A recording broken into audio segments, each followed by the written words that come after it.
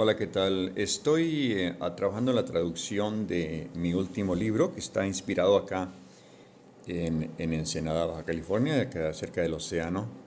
Se titula Las profundidades cantadoras de Ensenada. Es una novela ciencia ficción con, con sirenas, con ah, conspiraciones, con ejército, la Marina Mexicana, todo eso. Y les voy a leer a partir del primer capítulo, ah, para que se haga una idea. La primera edición sale en inglés a fines de enero.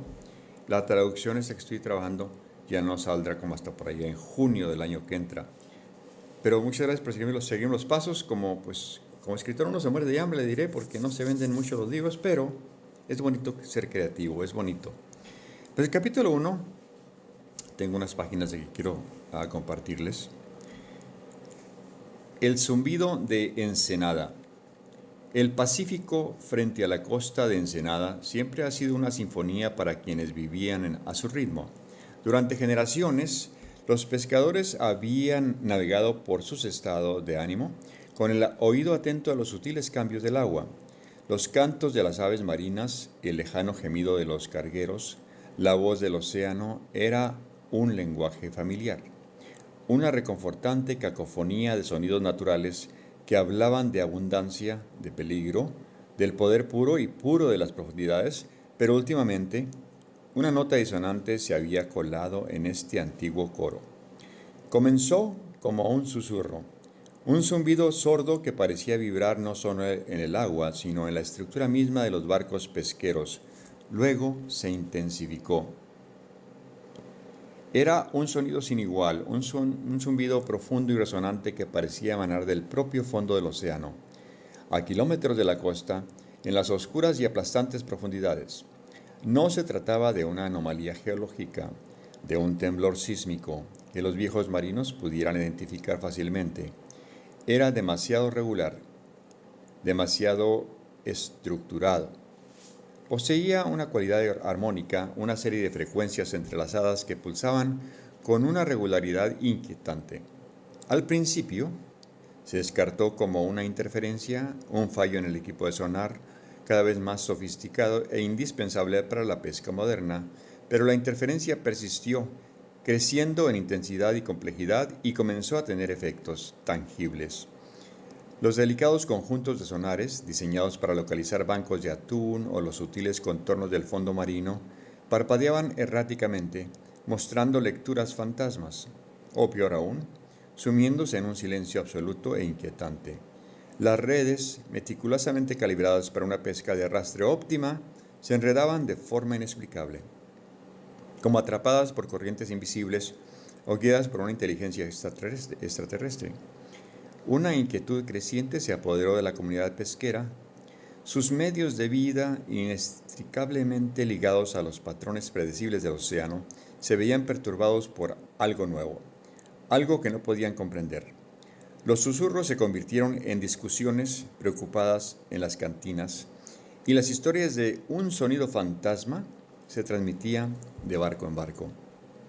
Hablaban de una presión atmosférica que parecía cambiar inexplicablemente cuando el zumbido alcanzaba su punto máximo, de un extraño letargo que afligía a los peces, cuya vibrante actividad habitual era reemplazada por una deriva apática.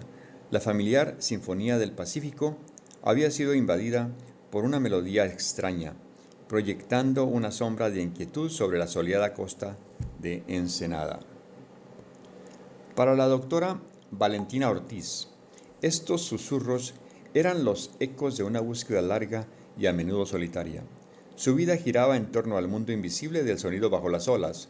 Como destacada especialista en acústica marina, había dedicado años a cartografiar meticulosamente el tapiz sónico del océano, catalogando sus emisiones naturales y buscando las anomalías, los diálogos ocultos que se escondían bajo el ruido superficial. Su laboratorio, pues, un santuario desordenado con vistas al agitado Pacífico, era un testimonio de su dedicación. Filas de servidores zumbando, paredes adornadas con intrincados espectrogramas y el omnipresente aroma a ozono y a sal marina, había observado anteriormente anomalías armónicas similares, aunque más tenues, señales fugaces que insinuaban fenómenos más allá de la comprensión científica actual. Había publicado artículos, presentado en congresos y se había enfrentado al escepticismo cortés de sus colegas, quienes a menudo atribuían tales lecturas a fallos de funcionamiento de los equipos o fuentes biológicas no clasificadas.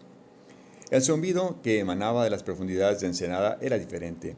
Poseía una intensidad sin precedentes, un potencial bruto que resonaba a través de los hidrófonos más sensibles con una claridad escalofriante. La complejidad era asombrosa. No era una explosión aleatoria de energía, sino una secuencia cuidadosamente orquestada, una compleja superposición de tonos que hablaba de intención, de inteligencia. No era el subproducto de un sismo, ni el lejano canto de una ballena.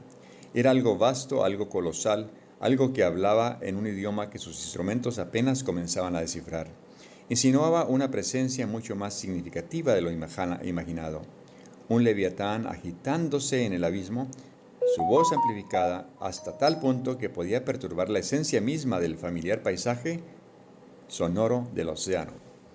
Valentina sintió una emoción, una potente mezcla de euforia científica y aprensión primaria que la recorrió.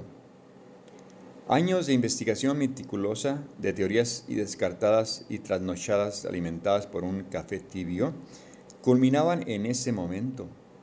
El zumbido de Ensenada no era solo una anomalía, era un canto de sirena de lo desconocido, y ella estaba decidida a responder.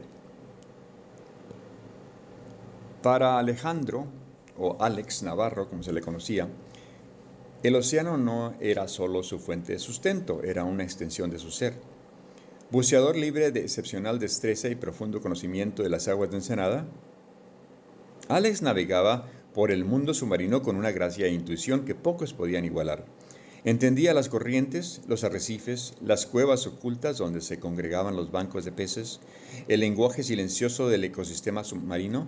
Sus inmersiones no se trataban solo de exploración, se trataban de conexión, de comunión con la vasta soledad azul, pero en una inmersión en particular, durante una inspección rutinaria de un sistema de arrecifes más profundo, la familiar comodidad de su santuario acuático se hizo añicos por un encuentro que desafió toda lógica y destrozó su percepción de la realidad. Contra el imposible azul lienzo del agua, iluminada por rayos de sol que perforaban la termoclina, la vio. Una figura de belleza etérea, imposiblemente humana para innegablemente alienígena.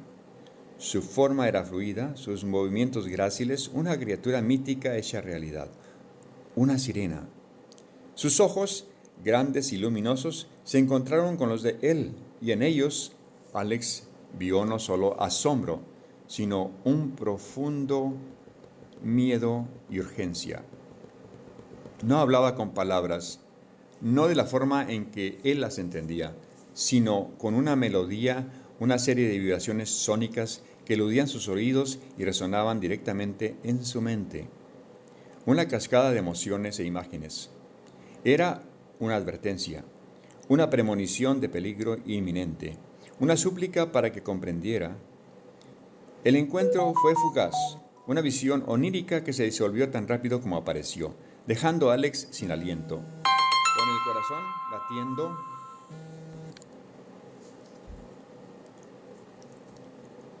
con fuerza contra sus costillas y la mente dando vueltas. ¿Sería una alucinación provocada por la profundidad, la presión o la soledad?